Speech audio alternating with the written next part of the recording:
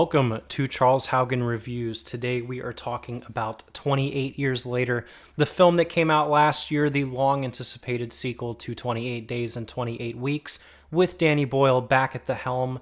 I have so much to say about this film. This review may run a little bit longer than usual, but almost everything I have to say is positive about 28 Years Later, and I cannot wait to dive in. Starting off with the synopsis of this film. This is 28 years after the initial outbreak of the virus, and we follow this young boy named Spike who is living in this small town that's kind of like gotten its own civilization, its own community, everything kind of going. There's peace, there's not utter violence, like they've kind of reestablished some sense of society here.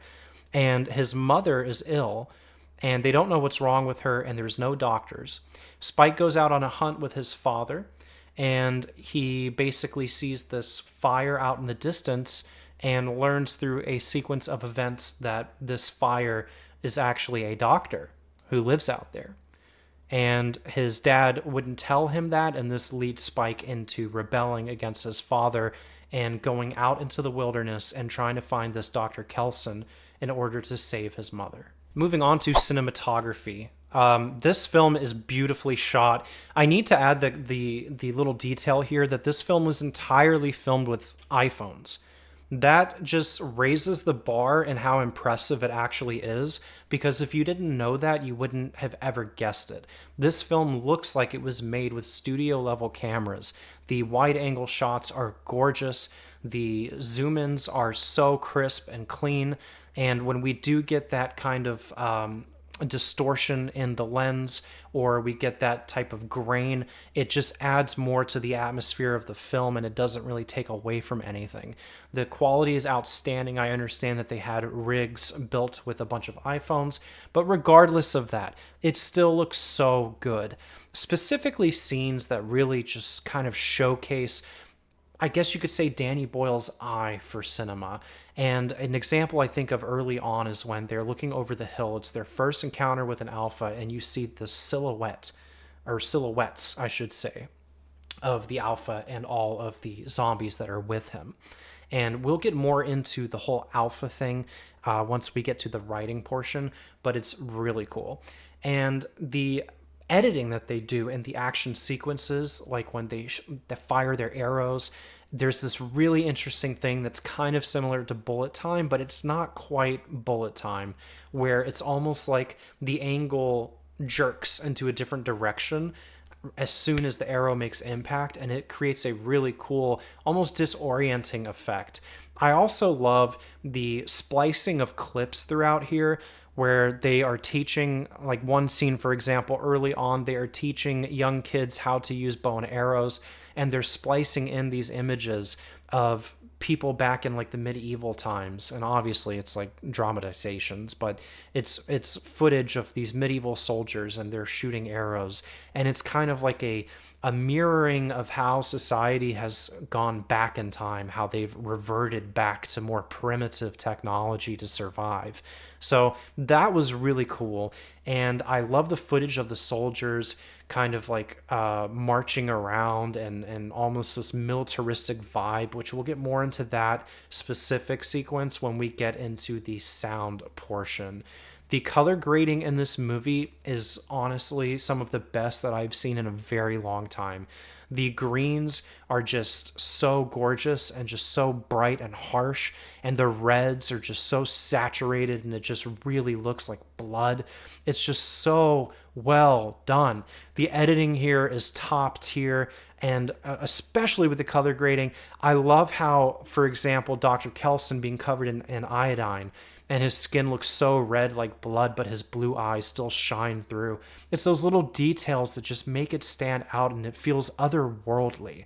The cinematography here might have actually been some of the best of last year, if not the best, and I cannot praise it high enough. And regarding VFX, this is more of a character-based film, so we don't get tons of action in it, which I don't mind at all. The action that we do get is entirely practical. The practical gore is insane in this movie. It just kind of steps up from previous installments. It may not be as brutal and ruthless as 28 Weeks Later, but I think the argument could be made that it might be.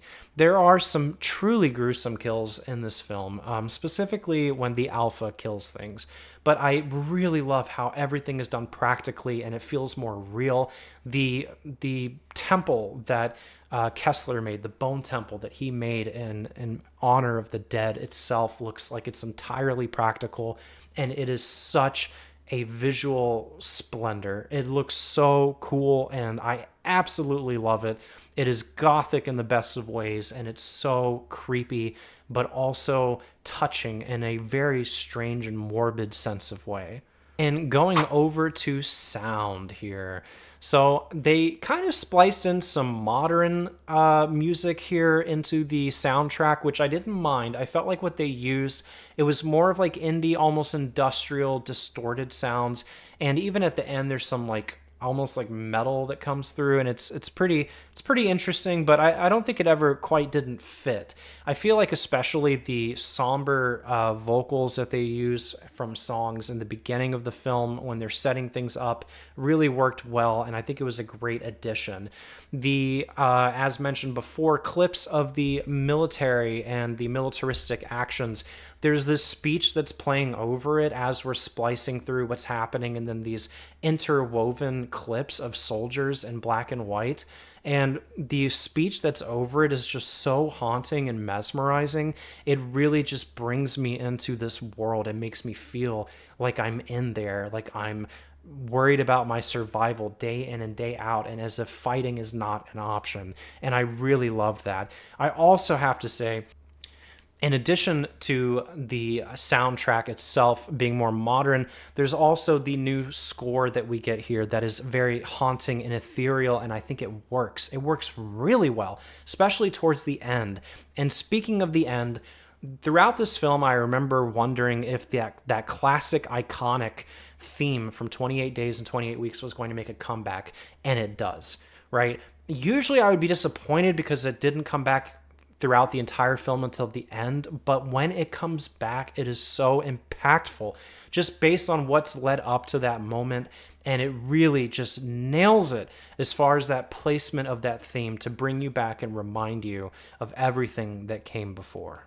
And going to performances, across the board, these performances are all outstanding.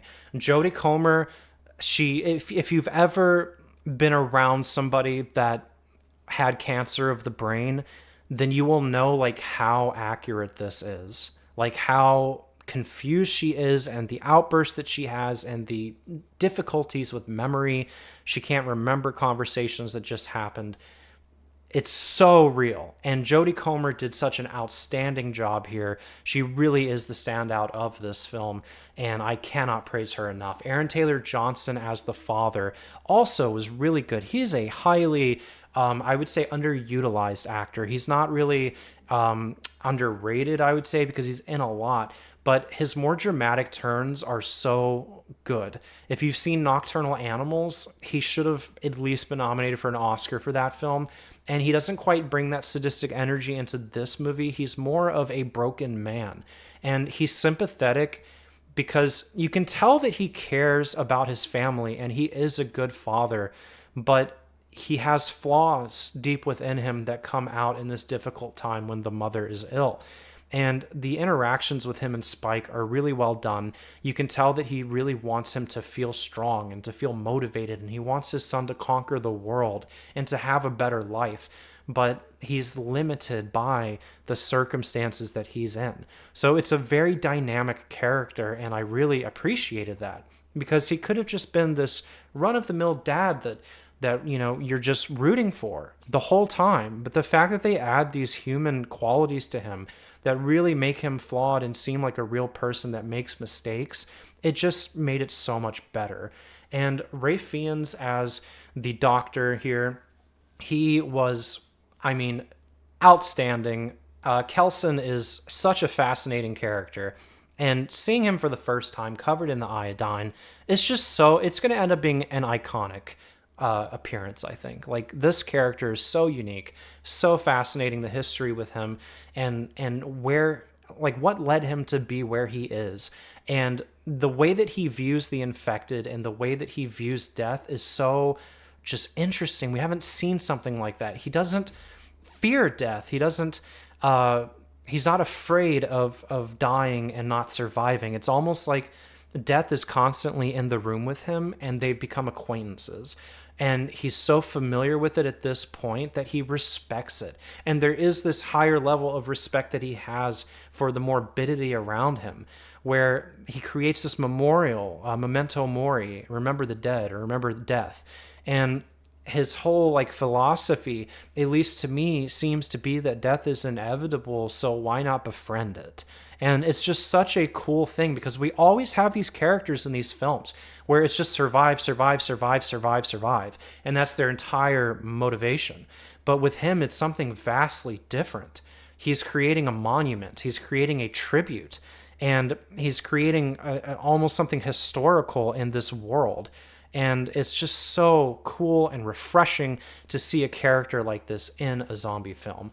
Alfie Williams plays Spike, the child actor in the film, and he is great. It's always a tricky area to get critical of child actors, and luckily you don't have to here. Like, Alfie did a wonderful job. He was able to emote when he needed to, be angry when he needed to, and he really came off as genuine, and you felt for him. You felt the sorrow. And in the limited time that we had with Jack O'Connell towards the very end of the film, you already know that Jimmy is going to end up being just another insanely unique character, just like we have with Kelson here. And I cannot wait to see the two of them clash in Bone Temple, which I'm really, really, really hoping will happen. And I think that Jack O'Connell, man, after Sinners, like, this guy's going to end up being a new Gary Oldman type. I feel like he's going to be doing a lot of villain work, a lot of these complex characters, and I can't wait to see more about Jimmy, which we will go into that in the next section in writing. All right, and going on to writing, this is what I have the most to say about this film. Is a masterpiece in writing, in my opinion. Overall, it may not be a complete and total masterpiece, but the writing here is so excellently done. And I would be remiss to not admit that there are personal biases here, which I will go into. So one thing I noticed, first of all, is that the exposition in this film is really well done. They're showing rather than telling. When you're learning the rules and you're learning the ins and outs of this new world and society and town that they live in, when they talk about the causeway, when they talk about alphas, when they do all this other stuff, they show you. It's not just info dump, but you're getting to see it as it's explained, and that's the way that exposition should always be handled. So excellent job there. There's also this great build-up throughout the film in multiple ways, but primarily with the character of Jimmy. We see Jimmy as a child early on, and then we see these signs, graffiti, mutilated bodies that have his name carved into them. And it's like, who is this Jimmy guy?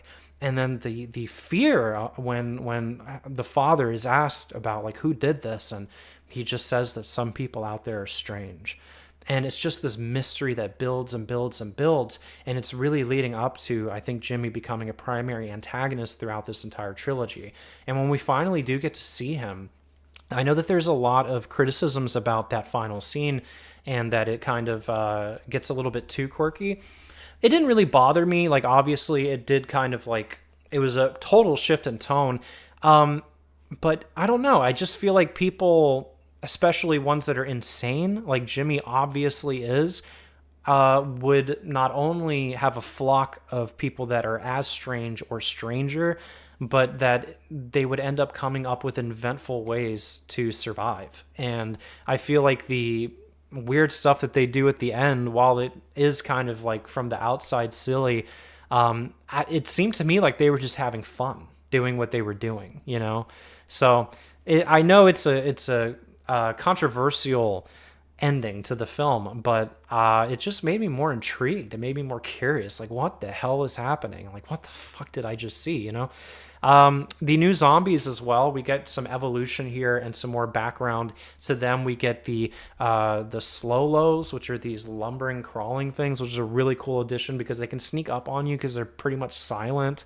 and they're huge and gross and disgusting, completely practical, looks great. And then you have the alphas, which are the big ones, and I love the concept of alphas, because we saw in 28 Weeks Later, when Robert Carlyle's character gets infected, he becomes almost like a ringleader to the other infected. So they're building upon that, and they're taking it to the next level. And there are a lot of cool things. I don't want to go too much into it, but there are a lot of awesome things with the alphas that they're able to do that other infected might not be able to do. And it creates almost this entirely different perspective of the infected, and it's like they're evolving. And I know that we've seen it before, that zombies can evolve, especially like in George A. Romero films, but this feels very unique in its own way, and it feels different than anything we've seen before. I mentioned the dynamic characters here, especially Aaron Taylor Johnson. I really loved his characters, as I said before, and how flawed he is. And Kelson is a fascinating character, as we've already delved into. There's also more consistency with the transmission, which I really appreciated. That was my biggest complaint of the last two films, and this one corrected it. There's one scene where a little speck of blood lands on the mom's face, and Spike like tells her not to blink and freaks out and wipes it. And people don't really come into close proximity with blood and guts and all that other stuff. So this was really impressive to me, because that was always my biggest complaint, was the lack of consistency, and they fixed it. So as you know, in my last two reviews, that was the main thing that kind of bumped it down a bit for me. So the fact that this one fixed it, you can just guess that I'm going to rate this one pretty high. There's also good information on what's happening in the rest of the world when we get this character, Eric, and he's talking to Spike about cell phones and about Wall Street and stockbrokers, and there's this really good humor that happens as well, where Eric is showing him his girlfriend, and she's got Botox, and Spike doesn't know what it is, and he's like, I have a girl in my town that has that happen. And he's like, what do you mean? And he's like, well, she's allergic to shellfish and her face gets all puffy. And it's just, there's good humor there. Like when there are scenes of character dialogue, they don't feel just kind of thrown in for the sake of lengthening the runtime. Like all of the scenes of just character on character are dynamic, and they actually build upon and expand upon these characters and their relationships. And they also build upon the world, as we see with Eric and his conversations with Spike. We get a very touching moment with Spike and his mother, which is just very emotional, especially towards the end and the climax. And I can't say enough about how this film is excellently paced, and it shows you what it needs to and doesn't show you what you don't need, if that makes sense. And the last thing I'll say about this film is that my personal bias, right? I definitely have a personal bias when it comes to this movie, because the film is about a boy whose mother is dying of cancer, and he's trying to save her and ultimately cannot. And that, is very personally relevant to me personally, and it reminds me of my own situation with my mom. So in a lot of ways, when I watch this movie, it's like I almost project myself onto Spike, and I can feel what he's feeling. And the climax of this movie makes me tear up every time, because it really reminds me of my own personal experiences with that. So they did such a great job of showing what it's like when somebody gets cancer like this, and the effects it has on their brain and personality. And it does such a great job of showing the heartbreak in the son, and his refusal to give up and to seek any option. So there is a personal bias here, and I just wanted to be upfront with that. But this movie is extremely personally relevant to me. So I think that if you haven't had that type of experience, it might not be as emotionally impactful. But just for me, as myself, it truly is. And going to the overall rating, I don't have many complaints, honestly. Like, there are things that I'm iffy on with this film. There are things that are questionable, and depending on how Bone Temple plays out, those could either end up being positives or negatives. I don't know. They could either be pros or cons. But as far as every category, I've praised this film endlessly in this review. and I enjoy it on a deeper level than I did 28 days later or 28 weeks later. And I'm going to have to lean into a 9 to a 9.5 out of 10 for this movie. I don't know if Bone Temple could possibly be better than this. In my personal eyes, I've been hearing that it's excellent, and I'm going to be seeing it actually here in like 45 minutes. So keep an eye out for that out of theater reaction. Let me know what you think about 28 years later. Did it affect you emotionally? Did you feel that the ending was inappropriate for the rest of the film? What do you think is going to happen in Bone Temple if you haven't seen it? And how do you think that these other themes are going to play into that? I'm very curious to hear everyone's thoughts, but overall, 28 Years Later was like one of my favorite films of last year. I mean, absolutely a spectacular installment, and what I, as a fan of this franchise, have been craving. I love pretty much every aspect of it, and the deeper philosophical meanings, the camera work, the cinematography, color grading, score, everything, performances. I could keep going on. This film means a lot to me on a personal level, and I just can't wait to see what Bone Temple has to offer and what we see with Spike. So that's it, everyone. Thank you for watching if you got this far, and make sure to like and subscribe, and I will be posting a video tonight of my out of theater reaction. Until I see you again. Peace.